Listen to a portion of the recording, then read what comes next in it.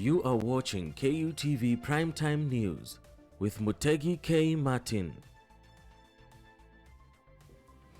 Welcome back. You're watching KUTV Primetime News, and we are back, as I promised you, with an interesting conversation that touches on the budget reading of the financial year 2021-2022 by the Treasury CES Ukur Yatani. And joining us virtually right now is Dr. Stephen Njaramba of Kenyatta University School of Economics. Karibu sana, if you can hear me. Yes, Martin, I can hear you. Good evening. Good evening to you, sir. And a lot happened today just by the reading of the budget for the financial year 2021-2022, and a lot has been said in that particular budget reading. And the first question I have for you, do you think the priorities, generally, do you think the priorities were set right?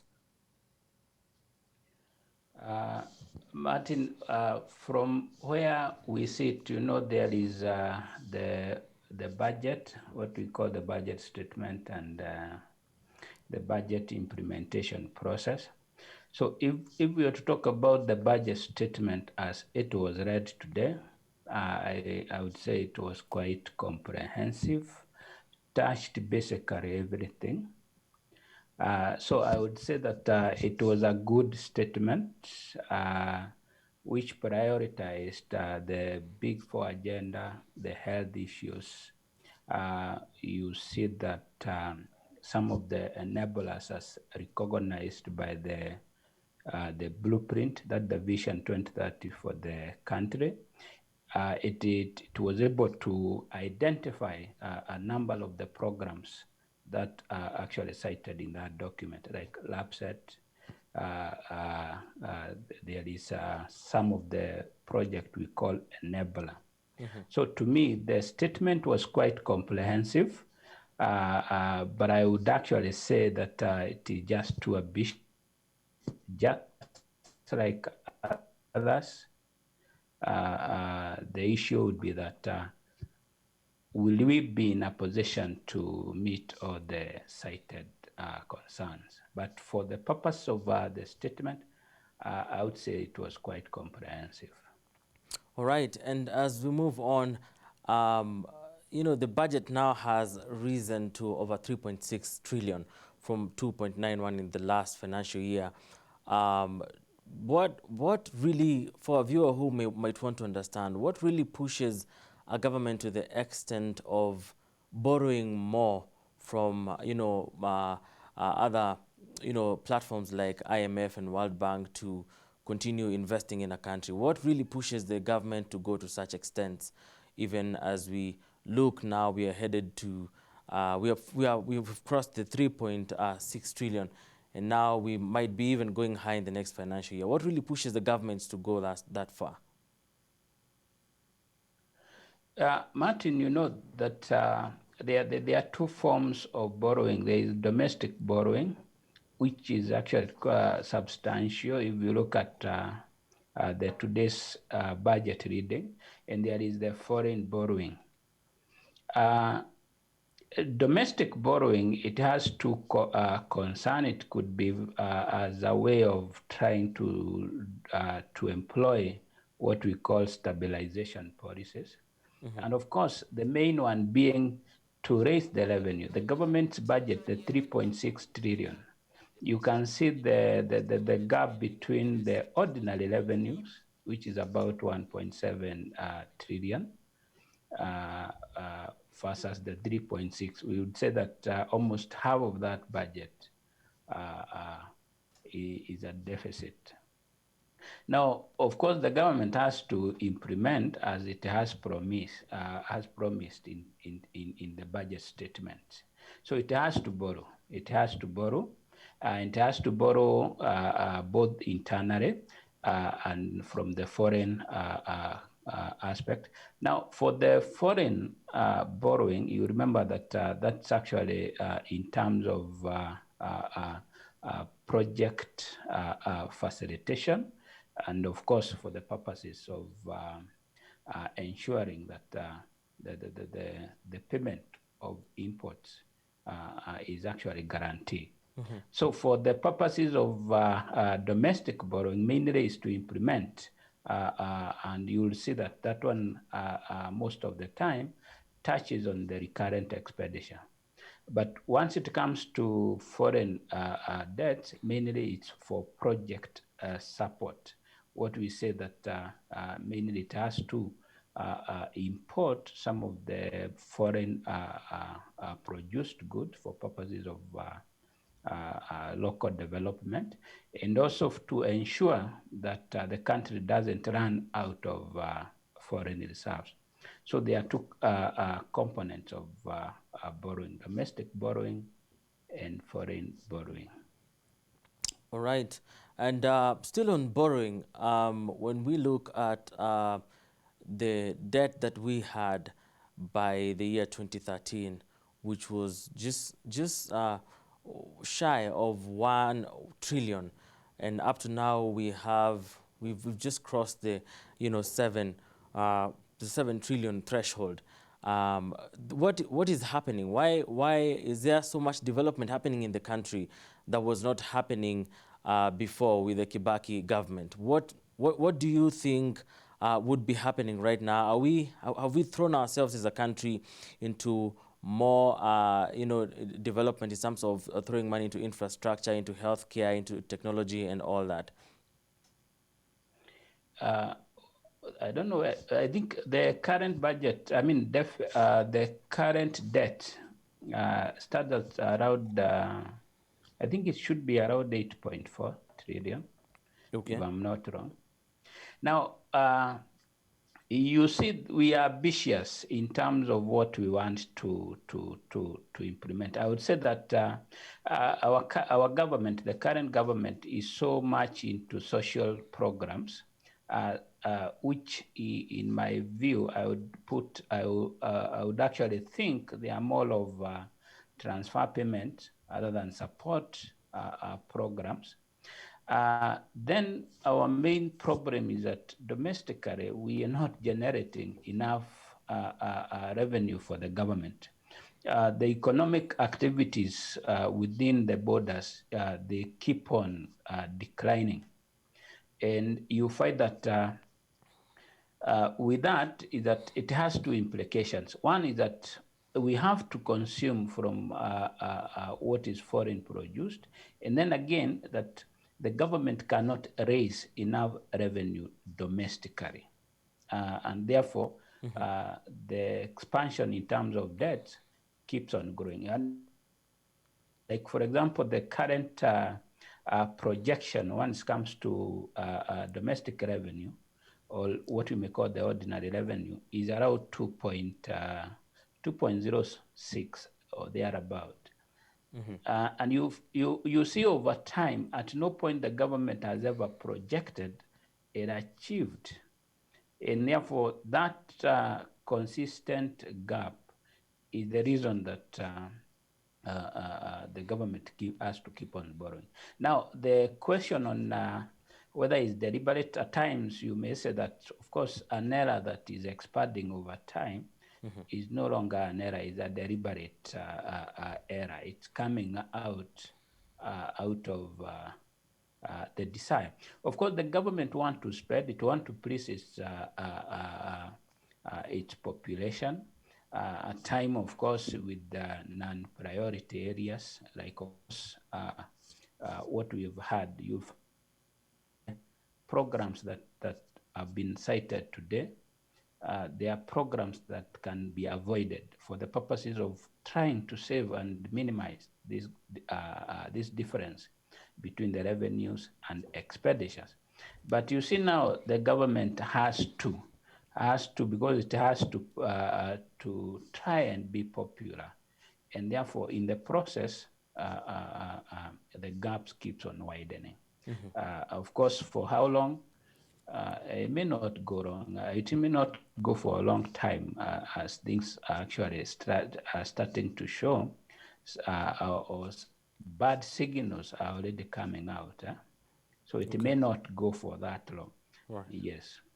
And speaking of generating of income from within the country, A time came when we saw devolution happen, and we had counties and monies, huge sums of monies injected into our counties, with the expectation that our counties would also help generate more income for the same country that has injected the same monies. Do you think the counties are doing good generally, or is it otherwise? Martin, your guess is as right as mine. All right. Of course, the counties are one of the reasons why we are in where we are. Huge debt. You realize that a lot of revenue initially or before devolution, it was coming from those which we were calling the urban centers, urban center outside the metropolitan area. But now you find currently they are not able even to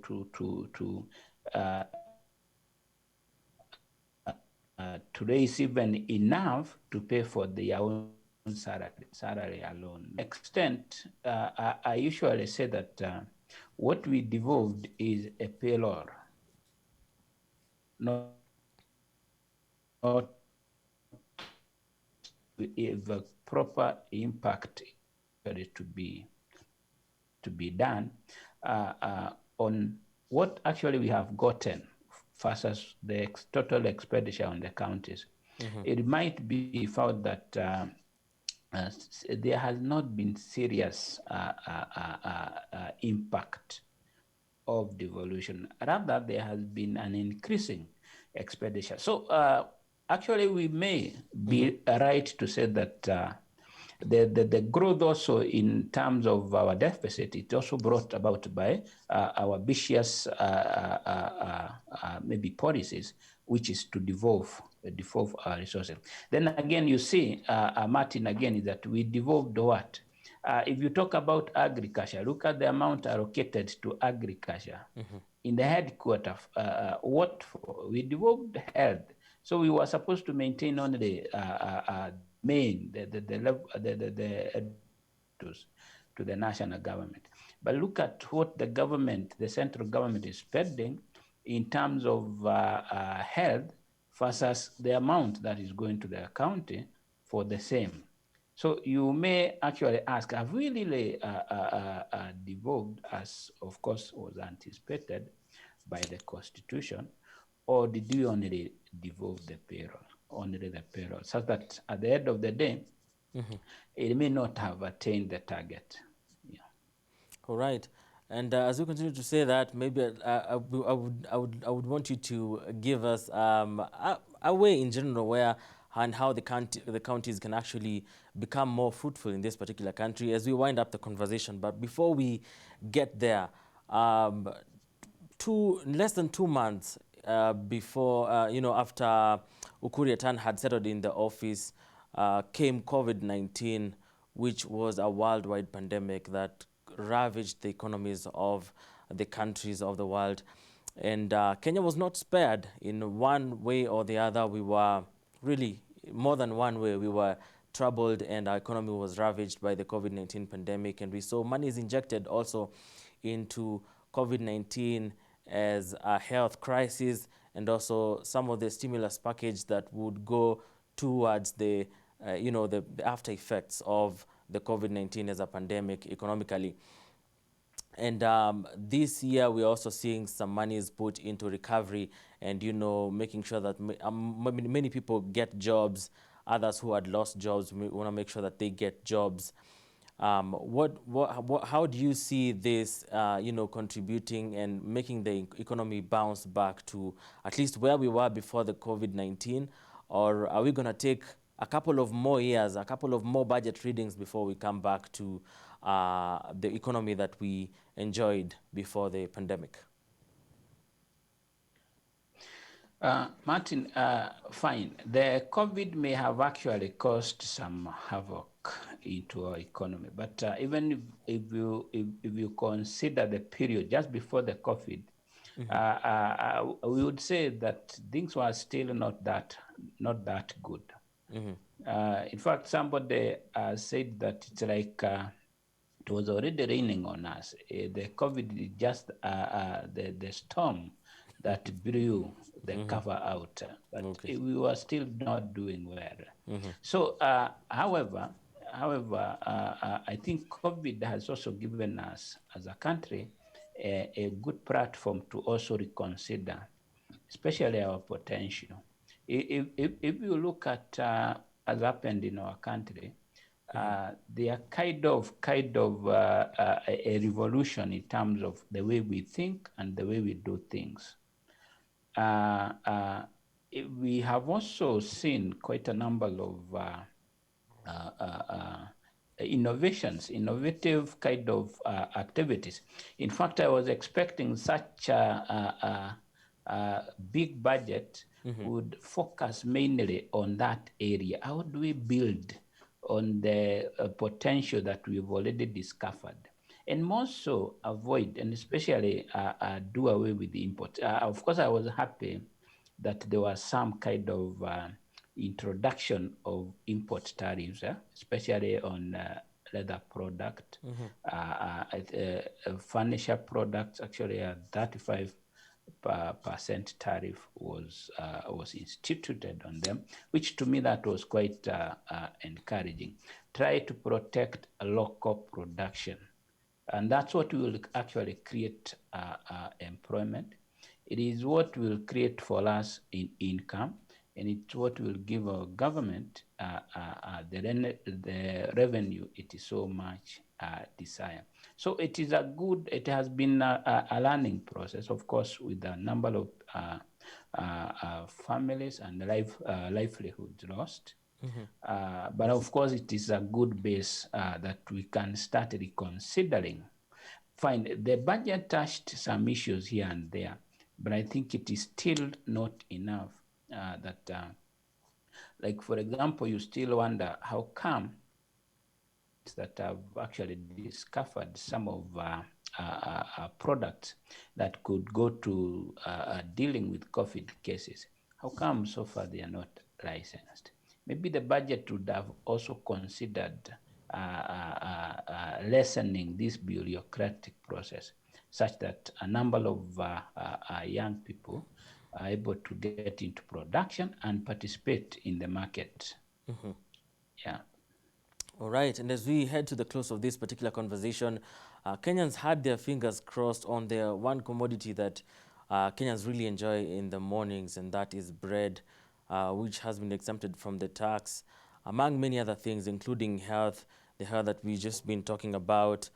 Let's go to health. Let's go a bit back to health, and maybe the question that comes to mind very quickly is, do we have to wait until we have a crisis for us to, exempt some of these taxes from certain sectors, or can we actually have a projective kind of thinking and, a kind of operation, seeing that health is very key, and this particular government had proposed to give affordable health care.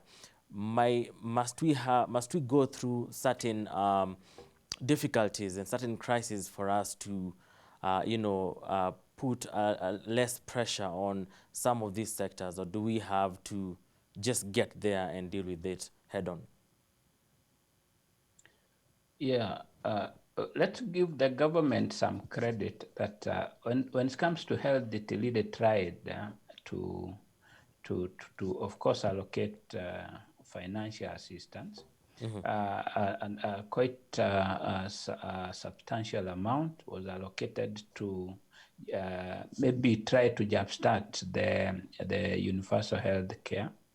Of course, the allocation to deal with COVID, plus of course the exemption of some pharmaceutical products, and especially more the inputs. You find that all the inputs that goes to production of some pharmaceutical products were zero rated, which was a good move in my view. Now the only thing I find is that we believe too much on for imported goods. We have a way that we it is only the foreign products that actually can solve our problem. And I think that's where most of the time we usually lose it. You'll find that in 1980s, there was import substitution industrialization in Kenya, which actually did wonder. Of course, with some problem, there was kind of hijacking of those industrialization by businessmen and even some government officers, such that along the way it failed. But we can build from what was left, and also from the lesson that we learned, to now get into more of substituting most of the commodities that we consume from foreign market. Now, in terms of the issue of how we react, we are more of reactive than proactive. We wait until we are really cornered, and then we look for a solution. We also need to anticipate some of the issues and deal with them before they really hit us on the ground. You remember now, if you look at the economy, just starting to recover, there is now the talks that we may be facing another lockdown. So you can imagine now, this is also now an year that we are not sure. Sometimes there are lockdown, there is opening up of the economy, and you find that it doesn't solve. We have to deal with it. It's good that I think around 14.2 billion that was allocated to purchase vaccine. It's a good thing. I hope it will see a high number of population getting vaccinated and the economy get back to normal. But more so, I think policy must be instituted such that they are able to deal with these perennial issues of unproductive economy. That one, for me, it has to be given priority, Martin. All right. And now, as we wind up, I want you to give us your parting shot, even as we wind up. And in our parting shot, maybe you can speak to our counties tonight on how they can actually, get ways from a professional like you to get ways of, generating more income for their country. And also, as we continue to look at our country, and of course, compared to other countries of the world, it is obvious that the nations have not bounced back economically as was predicted.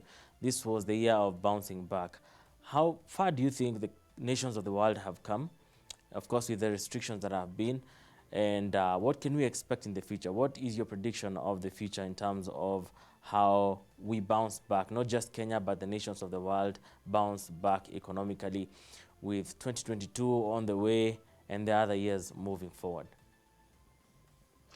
So, Martin, for me, I think we are fighting. We are almost winning. I think the world has done tremendously well in terms of fighting this COVID. And I am very sure it's only a matter of time, and we'll be back to normal. Whether the normal was good, but we are getting back there. Okay. In terms of our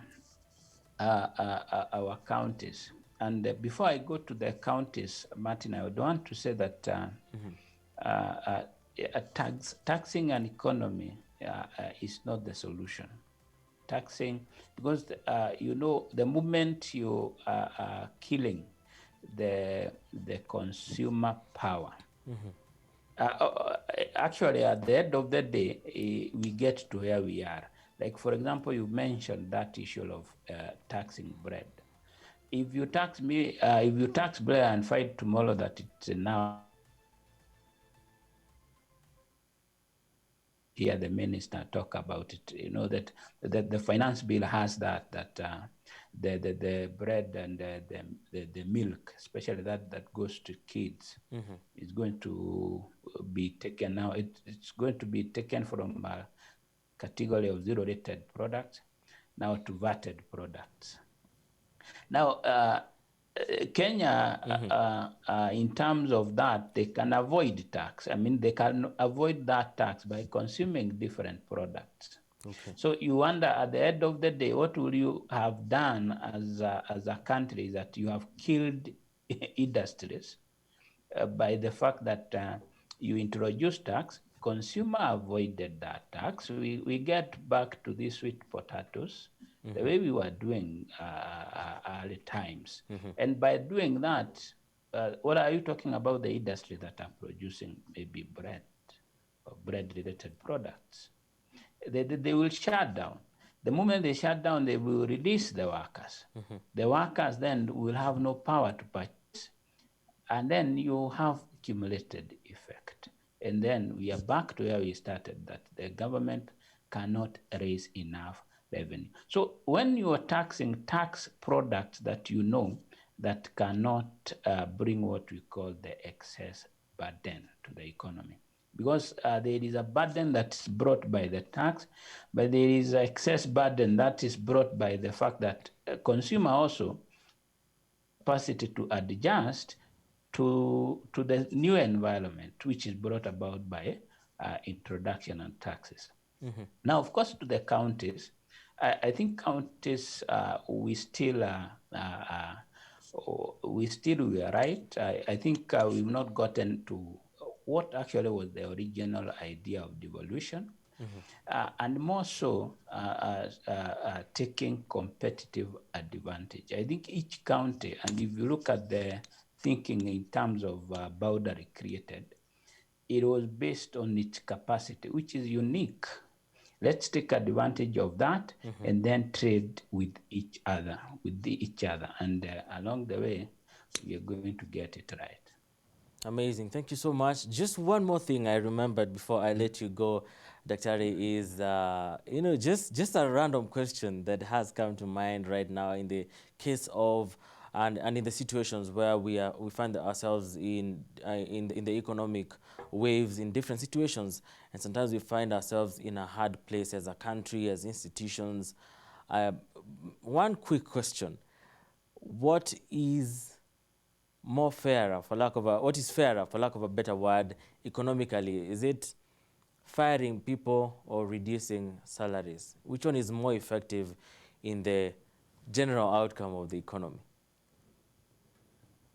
None of the two.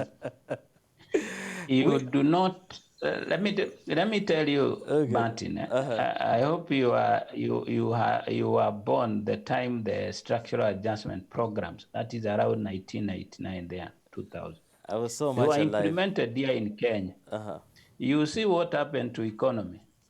Due to actually the economy experience for the first time went to negative growth. Since independence, it went to negative growth because of instituting retrenchment. So the power to consume is what sustains the production in an economy.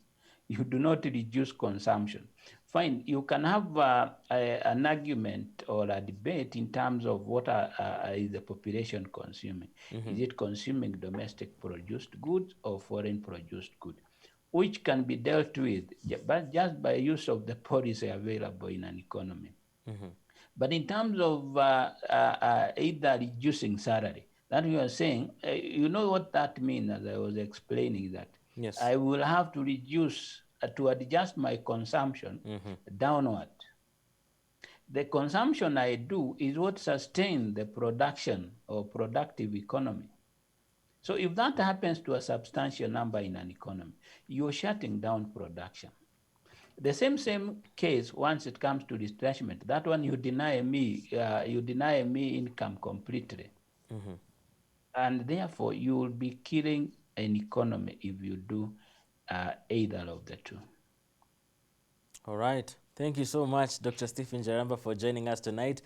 Really appreciate your coming through for this particular conversation. Much welcome. All right, there you've had it. And of course, if you are an employer or governing a number of people here and there, make sure you don't retrench, don't reduce the salaries,